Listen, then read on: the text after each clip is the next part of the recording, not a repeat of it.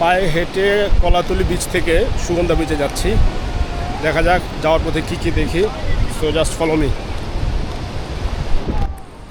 চলুন হাঁটতে হাঁটতে আপনাদেরকে একটা গল্প বলি। গল্পের নায়ক সান্তিয়াগো। সে স্পেনের আন্দালুসিয়ার একজন তরুণ মেষপালক। তার জীবন খুবই সাধারণ, কিন্তু সে একটি বিষয় খুবই উপভোগ করে, তা হচ্ছে ভ্রমণ। তার ভেড়ার পাল নিয়ে সে বিভিন্ন শহর ও গ্রামে ঘুরে বেড়ায়, নতুন মানুষ দেখে, নতুন অভিজ্ঞতা অর্জন করে এবং নিজের স্বাধীনতাকে উপভোগ করে। একদিন সে একটি অদ্ভুত স্বপ্ন দেখে। স্বপ্নে সে দেখতে পায় যে মিশরের পিরামিডের কাছে একটি গুপ্তধন লুকিয়ে আছে। প্রথমে সে এটিকে গুরুত্ব দেয় না, কিন্তু একই স্বপ্ন সে বারবার দেখতে থাকে। স্বপ্নের অর্থ জানার জন্য সে এক বৃদ্ধ জিপসি নারীর কাছে যায়।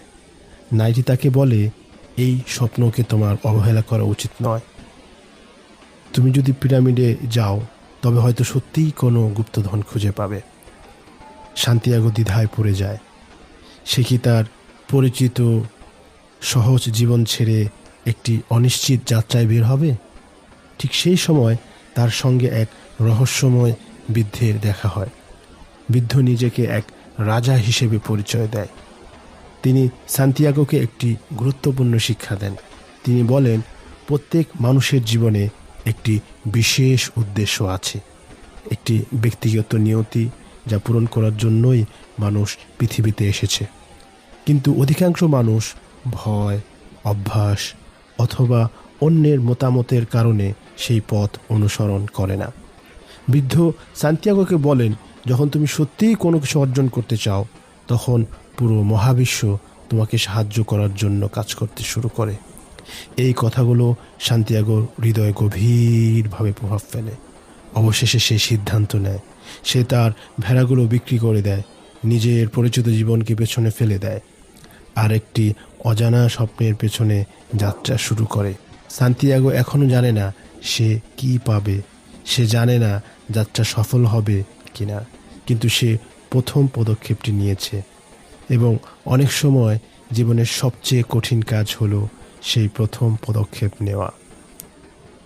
সান্তিয়াগো স্পেন ছেড়ে উত্তর আফ্রিকার তানজানিয়ার শহরে পৌঁছায়। এটি তার জীবনের প্রথম বিদেশ ভ্রমণ।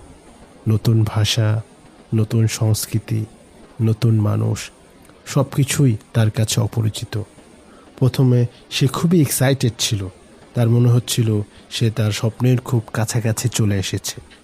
কিন্তু বাস্তবতা খুব দ্রুত পাল্টে যায়।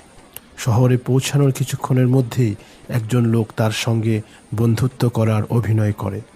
সান্তিয়াগো তাকে বিশ্বাস করে, আর সেই সুযোগে লোকটিটাকে সর্বশান্ত করে তার সব কিছু চুরি করে নিয়ে পালিয়ে যায়। এক মুহূর্তের মধ্যে সব কিছু ওলটপালট হয়ে যায়। যে তরুণটি কয়েক ঘন্টা আগে নিজের স্বপ্ন পূরণের আশায় উজ্জ্বল ছিল, সে এখন সম্পূর্ণ নিঃস্ব। একটি অচেনা দেশে, একটি অচেনা ভাষার মাঝে, কোনো বন্ধু নেই, কোনো অর্থ নেই, কোনো সাহায্য নেই। সে হতাশ হয়ে পড়ে। একসময় তার মনে হয় হয়তো ফিরে যাওয়াই ভালো। হয়তো তার ভেড়ার পাল নিয়ে জীবন কাটানো উচিত ছিল। হয়তো এই পুরো যাত্রাটাই ছিল একটি ভুল। কিন্তু কিছুক্ষণ পরে সে একটি গুরুত্বপূর্ণ সিদ্ধান্ত নেয়।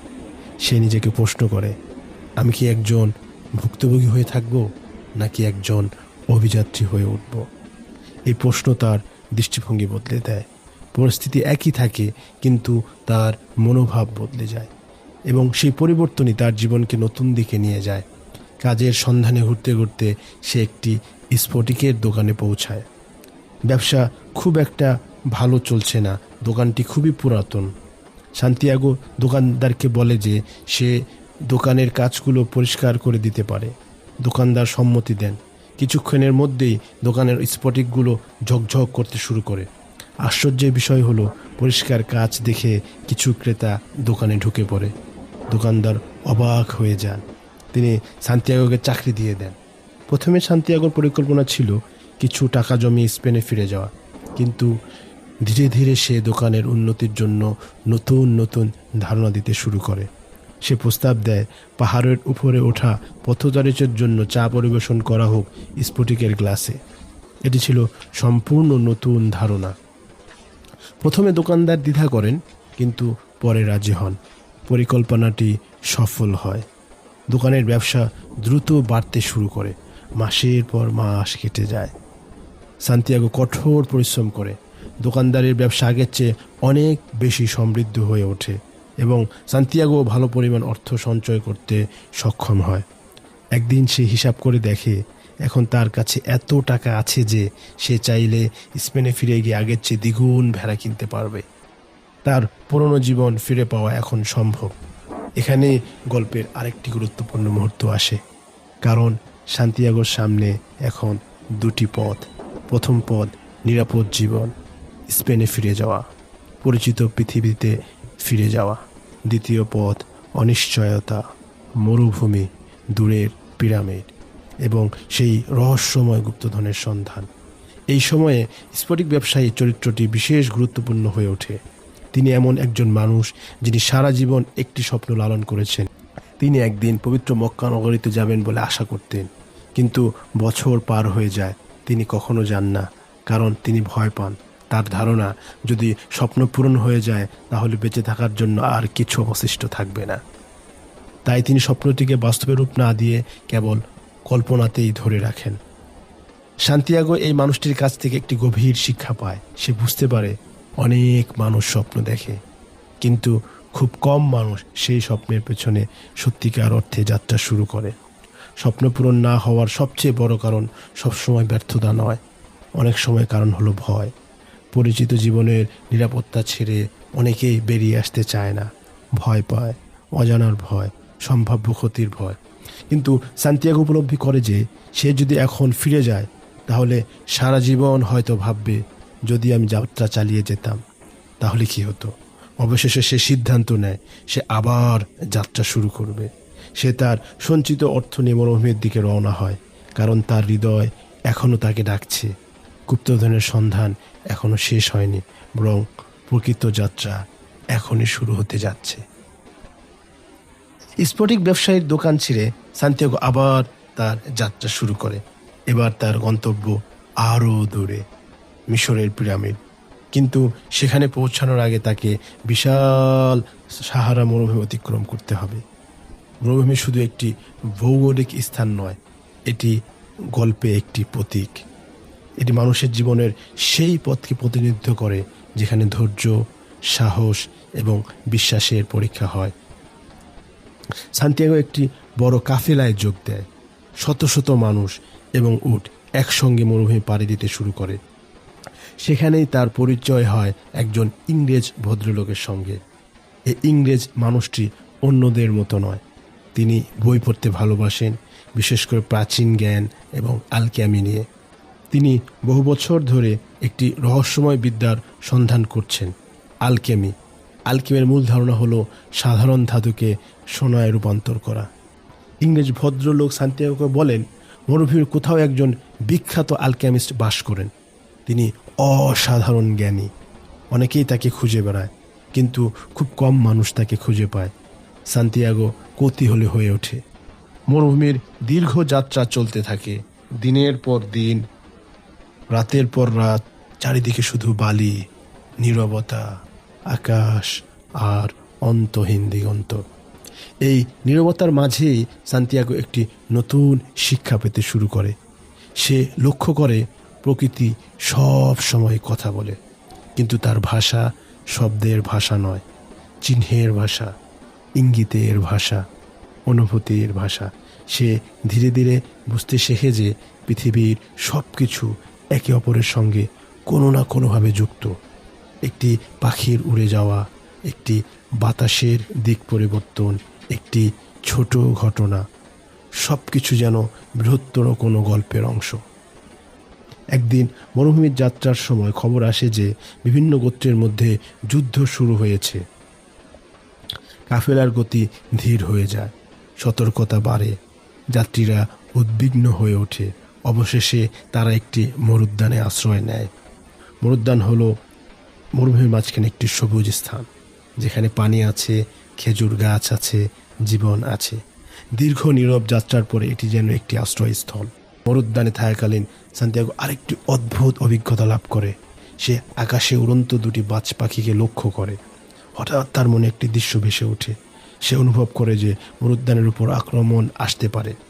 প্রথমে এতে কেউ তার কথা বিশ্বাস করতে চায় না, কিন্তু পরে গোত্রের নেতারা সতর্কতা গ্রহণ করেন এবং সত্যিই আক্রমণ হয়।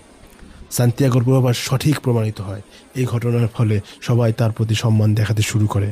কিন্তু এর থেকেও গুরুত্বপূর্ণ হলো সান্তিয়াগো নিজেই বুঝতে পারে যে সে এখন আগের সেই সাধারণ মেষপালক নেই।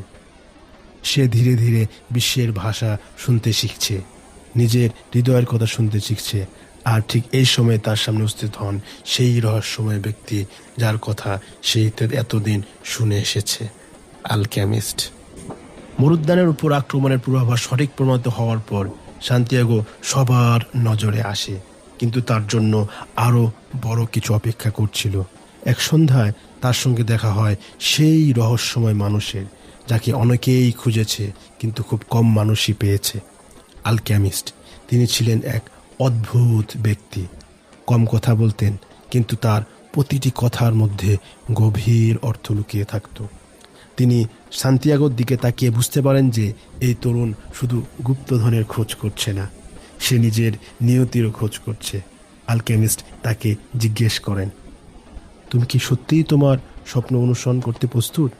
প্রশ্নটি সহজ ছিল, কিন্তু এর ভিতরে একটি বড় সত্য লুকিয়ে ছিল। অনেক মানুষ স্বপ্ন দেখে, অনেক মানুষ শুরু করে, কিন্তু খুব কম মানুষ শেষ পর্যন্ত পৌঁছায়। কারণ পথ যত সামনে এগোয় পরীক্ষা তত কঠিন হয়। সান্তিয়াগো তখন একটি দ্বিধার মধ্যে ছিল। সে ফাতেমাকে ভালোবেসে ফেলেছে, সে মরুদ্যানে থেকে যেতে পারে, একটি শান্ত জীবন কাটাতে পারে, কিন্তু তার হৃদয়ের গভীরে এখনও একটি ডাক শোনা যায়, পিরামিডের ডাক, গুপ্তধনের ডাক, নিজের নিয়তি পূরণের ডাক।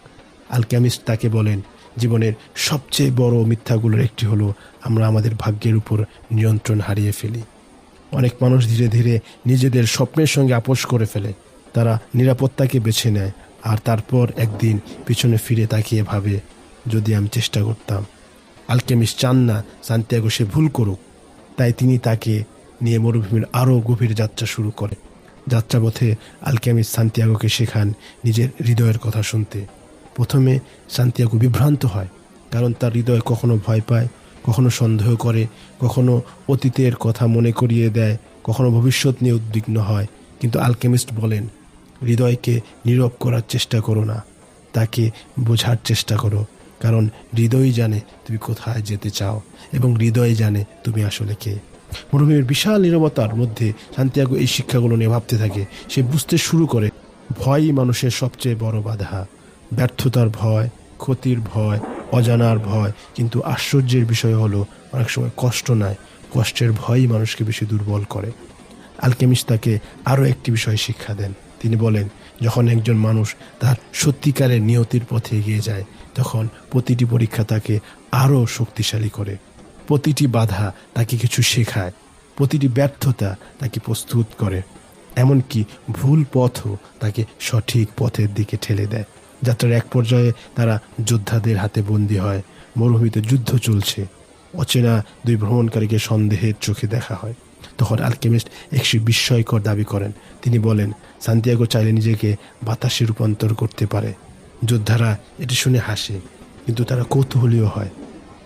তারা সান্তিয়াগোকে কয়েকদিনের সময় দেয়। যদি সে তা করতে পারে তবে তারা মুক্তি পাবে, না পারলে মৃত্যু।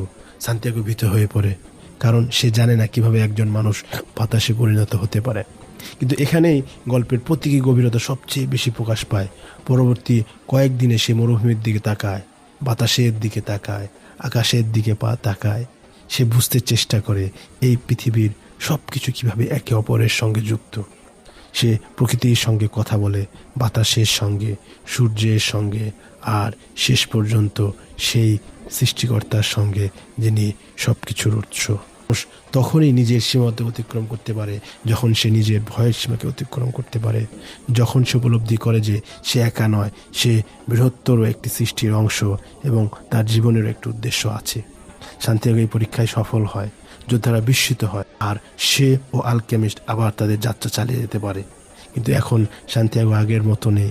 সে আর শুধু গুপ্তধনের সন্ধানী নয়, সে একজন শিক্ষার্থী, সে একজন অনুসন্ধানী যে নিজের হৃদয়ের ভাষা শুনতে শিখছে।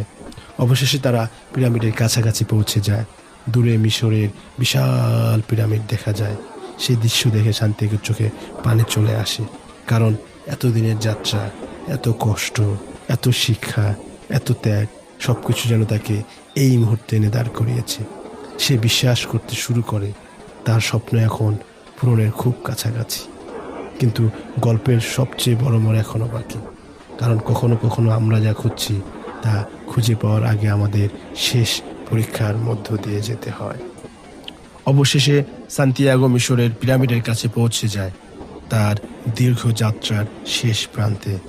স্পেনের সবুজ পাহাড় থেকে শুরু করে আফ্রিকার বাজার, স্ফটিকের দোকান, বিশাল মরুভূমি, মরুদ্যান, যুদ্ধ, ভালোবাসা এবং অসংখ্য শিক্ষা পেরিয়ে সে এখন তার স্বপ্নের সামনে দাঁড়িয়ে।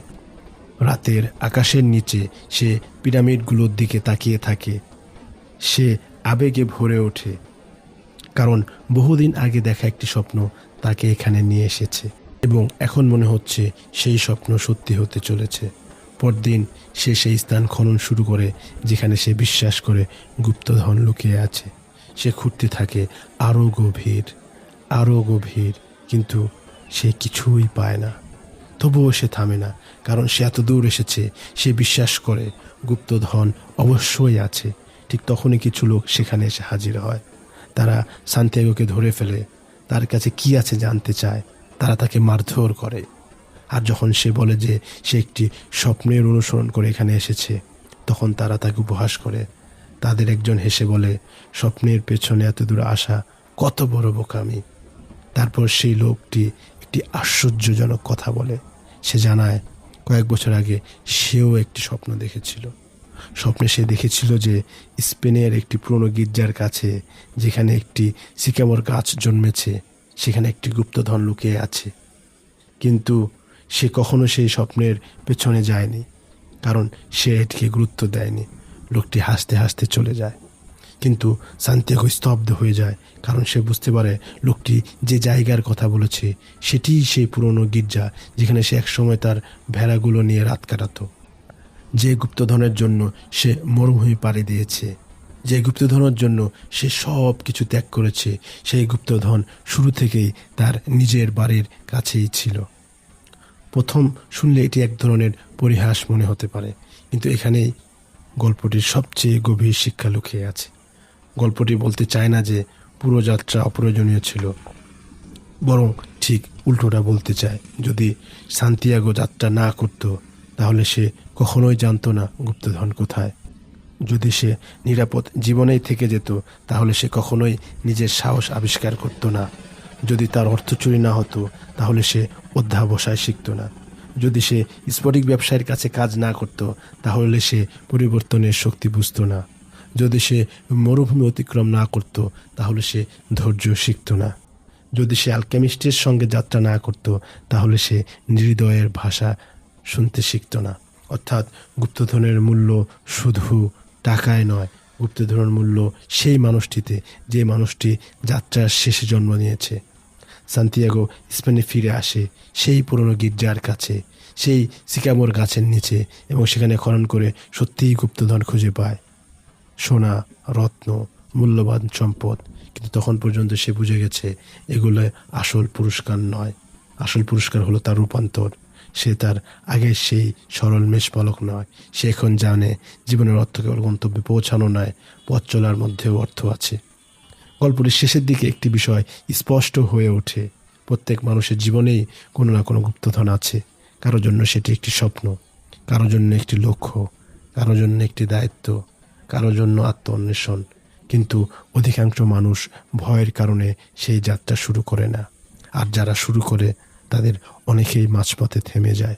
সান্তিয়াগোর গল্প আমাদের স্মরণ করিয়ে দেয়, স্বপ্নের পথ সবসময় সহজ নয়, কিন্তু সেই পথে শিক্ষা আছে, আছে পরিবর্তন, আছে আত্ম আবিষ্কার।